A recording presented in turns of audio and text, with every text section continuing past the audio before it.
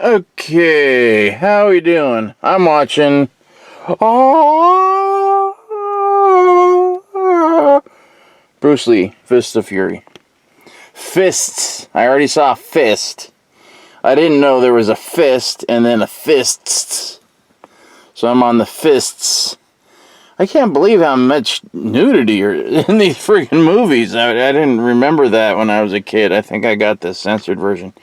Anyway, so Bradford Exchange, known for selling a lot of junk, a lot of useless junk that looks really cool online. As you notice, everything's very dark, because I want to keep it that way, at least right now. So, I'm like, Kiss Arcade. That seems cool. Kiss Arcade. Maybe I should give that a shot. Maybe I should, because they also do an Iron Maiden. This is my laptop. I'm just throwing stickers all over it. They have an Iron Maiden, really cool Iron Maiden Zippo lighter collector case. It's hundreds of dollars, and by the time you buy all the lighters, you've spent another grand. You're going to end up spending about $1,000, at least. I know I have the Kiss one, and I'm like, really? I have like 1, 2, 3, 4, 5, 6, 8 lighters. 8 or 10 lighters. But those things, Zippos, are very expensive. So anyways, the Iron Maiden one is very cool, but I'm not getting it. I was gonna get it, but then I saw this interesting little thing called the Kiss Arcade. I'm thinking, it's gotta be cool. It's $100, so it's gotta be good, worth something. So I buy it. I put the batteries in. 3 AAAs. Turn on the batteries. And look, you can't even see it. Here we go. That's because I'm not Let's try that. Let's try this whole thing again. So, blah, blah, blah, blah, blah, blah, blah, blah, blah, blah, blah, blah, blah. I'm not playing my guitar, lucky for you. So I decided, well, for $90-something, about almost $100, I'm going to buy this Kiss Arcade. It's called the Kiss Arcade machine that plays music. And it says, plays several Kiss songs, blah, blah, blah. Does not. Okay, so I get the batteries, 3 AAAs, I put them in, turn it on, and that's it. Now, if you look close, we're going to put the light on it here. You can see it looks like, oh, a game. Cool. None of those work. That's all just for show. Because it's an arcade game that doesn't do anything.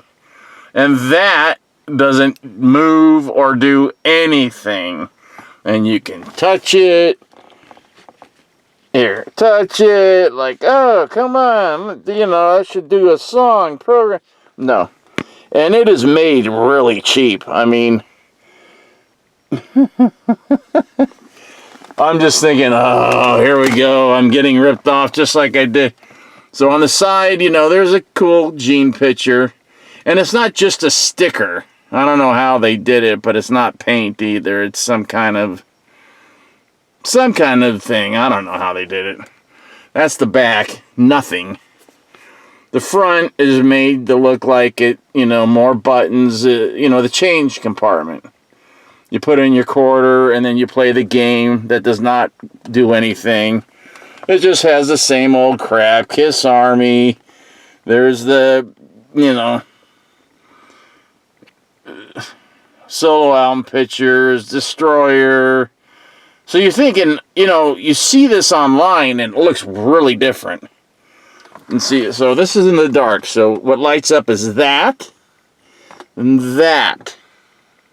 That's it. I turned it on and I'm like, what? And I'm like, son of a, I'm getting ready to fire up. Okay, here's the other side. I forgot. The cool Paul picture that's, gee, you've never seen that before. Only a million times ever since 1977. Both of these, by the way, are, from the collector cards, the original 78, 77, 78 collector cards. Can't remember when they came out now. Too much. But I'm basically like John 5. I collect everything from, the beginning up to Lick It Up. Actually do collect a little Lick It Up because I was giving him a chance. I'm like, Gene is clueless. Paul is jumping around a little more and acting a little more flamboyant because he doesn't have the boots, but, oh, see, Paul. So I turn the switch. It turns off. One more. Oh. Notice the lights are doing nothing. I just have this kick-ass music. Listen.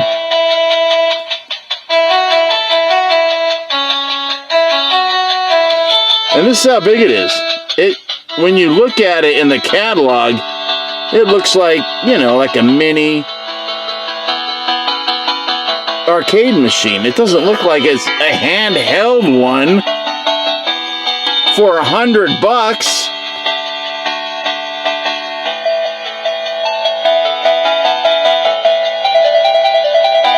Now, because it's so detailed, the solo and everything, I'm like, well, that's kind of cool.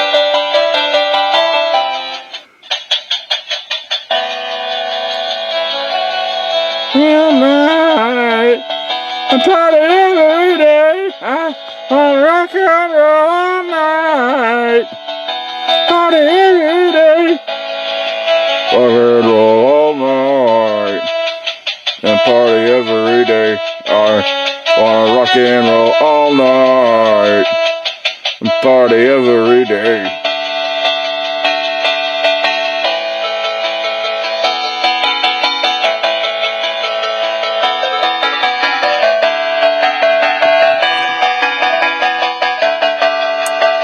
So just so you can hear it.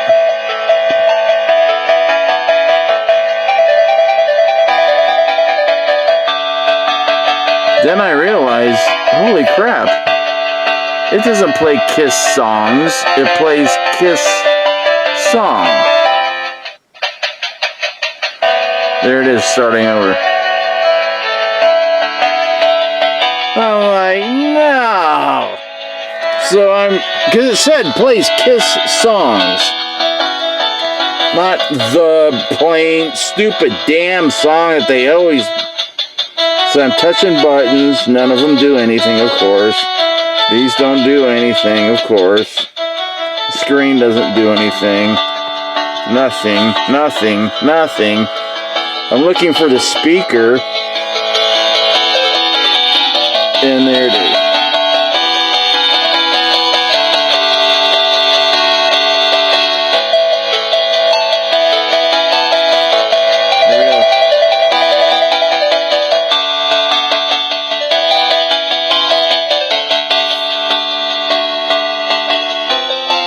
I just made more money, sucker. That's what he's thinking right now.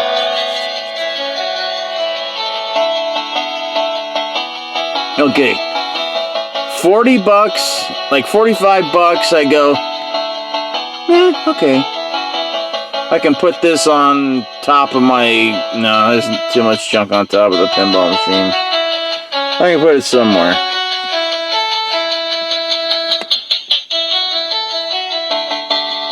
But that's it. It just plays that one song over again, over and over and over again. I'm in my car because I just went down to the store to get batteries and I really wanted to see what this was going to do. I was expecting, like, it to play real songs, like probably this piece of crap, and then maybe I Was Made for Loving You, or Beth. Not just rock. I hate Rock and Roll All Night. I hate it. Because it's a song that was written to be a hit. It was written to be an anthem. No, you don't you do, but, you know, you don't expect it. You don't ram it down people's throats. This was not a song that you heard played all the time in the 70s. You did not hear this. You heard it every once in a while. You heard Beth constantly. Kiss made you think that this was like the rock and roll anthem of the... No, it's not. There's plenty of other songs that would be rock and roll anthems of all time, blah, blah, blah. And Kiss has even written other ones. I would say Shout It Out Loud is better than this. But see, by then they were trying to write anthems.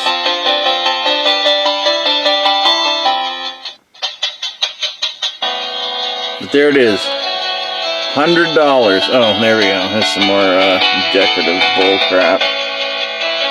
So it looks impressive, and it'll look nice once I get settled in my new place next to the pinball. Well, actually, the pinball machine's gone to my son's house. He's got a whole big arcade. A classic, like a nostalgia arcade, whatever, you know. Stuff that was in mainly in the 80s when he was a kid, 80s and 90s. But they, you know, they have asteroids and whatever, those crap. And then the two, they'll have the Ted Nugent pinball machine and the Kiss pinball machine. I had a Playboy one, but I got rid of it when I came back to church. I should have kept it. And I was going to buy Captain Fantastic when I found out it's the exact same setup as the Kiss one. I figured, nah. But I used to love playing that game. I don't know why. It was so cool. Not looking at Elton John and his little butt. It was kind of gross, but... So there you go. It just plays that one dang song over and over. And then you stop it, and it does that very well. And then you can just turn the light on and set it on your shelf. Like, that's going to impress anybody. It might, until they realize that it doesn't do anything. Like, dude, what does this thing do? None of these things work. I'm like, yeah, well, it does this.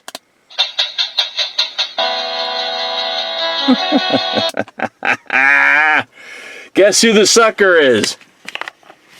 Here. I'm going back to my Bruce Lee movie. Just remember, if you're going to buy something like a Kiss thing, get ready to get taken. Unless you're buying the pinball machine. The original, not the new. The original 70s pinball machine kicks ass. The trash can. I'm telling you, you need your trash can. I've got the Kiss trash can, the old one, of course. 2 of them.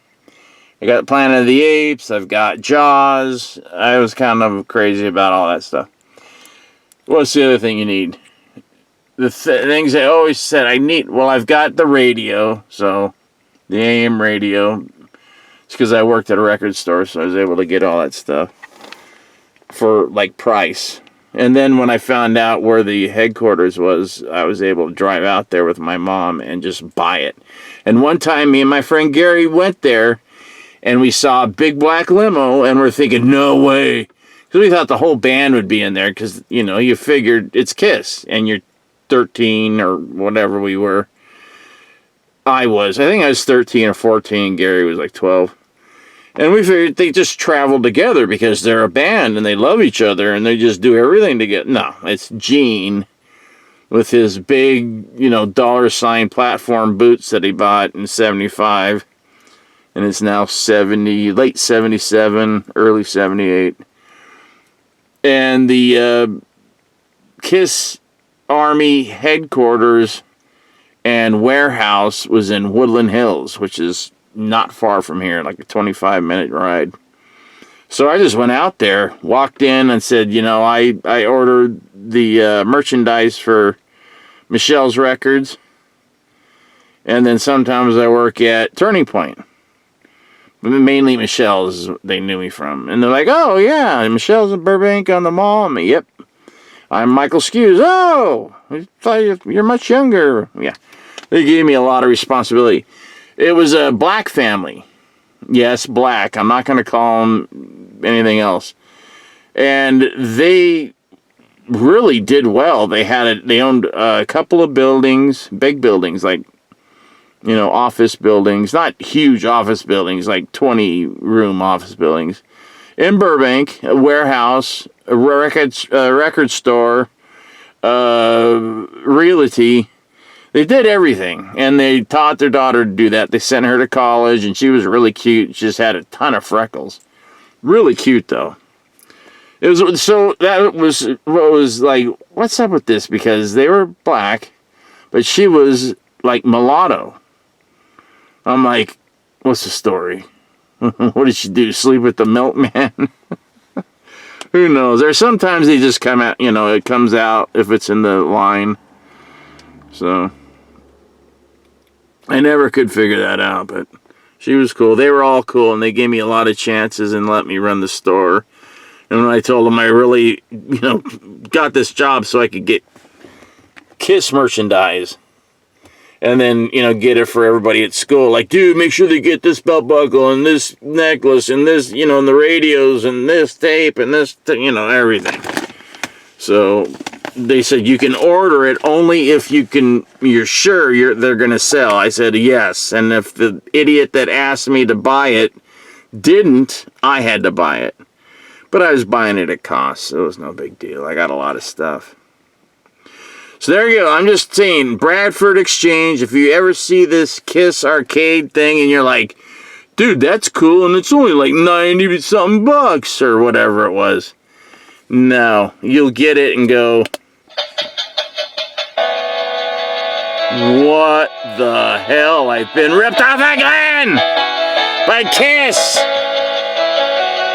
Mainly those two guys. Because these guys got nothing to do with nothing anymore. They're still living off the reunion tour. Well, yeah, they are. I think Peter said he made like 10 million, 11 million. And he's pissed because, Ace made like 15, 17 million. Whatever. I'm like, hey, you're mad at this? They both have, wives that are never would have even looked at them if they didn't have all that money and they weren't in Kiss at one time and still can draw. I mean, Peter does stuff and, he plays at little dinner clubs and charges outrageous fees to play like jazz. And Ace, everybody knows what Ace does. And my friend Brent Woods, who I grew up with from 7th grade on, that's not his real name, but that's what he goes by, Brent Woods. He's in Gene's band. So Gene's touring all over the world, the Gene Simmons band. And the lead guitarist is my good friend Brent Woods, who we used to listen to Kiss. And then Van Halen came out, and we both were taking lessons from Randy, so we had to learn Van Halen on our own. And what we did is just went to the shows. I did with binoculars. I think he went to one or two, and I was more into things, and he was smart. He stayed home and he practiced and practiced and practiced and practiced, and now he's touring with Gene Simmons. And when Simmons isn't on tour, he's either with John Waite, Styx, Foreigner, or Sebastian Bach. And there's other bands that he's in and out of too. Guy's doing pretty good. I can't take it anymore. I gotta quit giving these guys money. Alright, so I just thought that would be a laugh. That was a long video. Jeez. Alright, signing out. I'm going back watching Bruce Lee.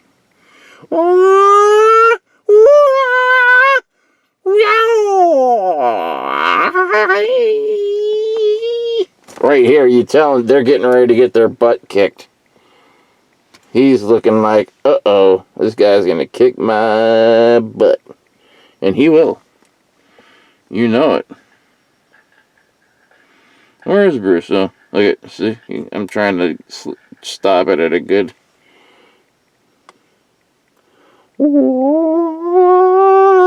See, he's getting ready. He's getting ready. Fist of Fury. All right, later.